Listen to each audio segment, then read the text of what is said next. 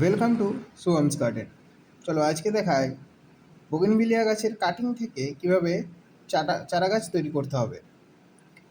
এই ধরনের ডাল কেটে নেব পেন্সিল সাইজের, যাতে 4 থেকে 5টি নোড থাকে, এবং ডালগুলিকে নোডের নিচ থেকে 45 ডিগ্রি অ্যাঙ্গেলে কেটে নিতে হবে। বেশি সরু বা বেশি মোটা ডাল কাটা চলবে না, মিডিয়াম সাইজের পেন্সিল সাইজের ডাল কেটে নিতে হবে। এরপর নিতে হবে এরকম ট্রান্সপারেন্ট গ্লাস, এবং নিচে করে নিতে হবে একটি ছোট ছিদ্র, যাতে জল ইজিলি বেরিয়ে যায়। এরপর আমি গ্লাসের অর্ধেক অংশ মাটি দিয়ে ফিল আপ করলাম, এবং বাকি অর্ধেক অংশ লাল বালি দিয়ে ফিল আপ করবো, অর্থাৎ লাল বালি দিয়ে ভর্তি করব। এবং এরপর গাছের ডালটির 45 ডিগ্রি অ্যাঙ্গেলে যেখানটা কেটেছিলাম সেখানে রুটিং হরমোন বা কাটিং পাউডার লাগিয়ে নিতে হবে।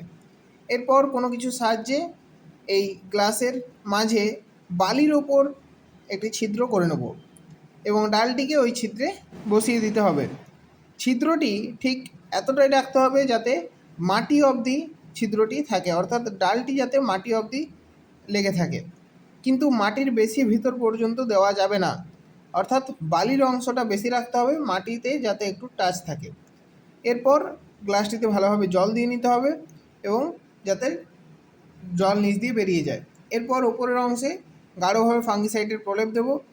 এরপর একটি ট্রান্সপারেন্ট পলি দিতে হবে যাতে ছিদ্র না থাকে, এবং এই পলি দিয়ে ভালোভাবে এয়ারটাইট করে ভেতরে বাতাস রেখে এয়ারটাইট করে বেঁধে দিতে হবে।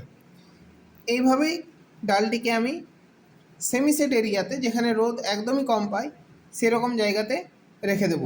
যখন ছোট ছোট পাতা দেখা যাবে, এই পলিথিনে কয়েকটি ছিদ্র করে দিতে হবে, এবং 1 থেকে 1.5 মাসের মধ্যেই ভালোভাবে রুট চলে আসে। সেকেন্ড পার্ট নিয়ে আসবো রিপোর্টিংয়ে, তার জন্য অবশ্যই চ্যানেলটিকে সাবস্ক্রাইব করে রাখো। ভিডিওটি ভালো লাগলে লাইক করে দিও।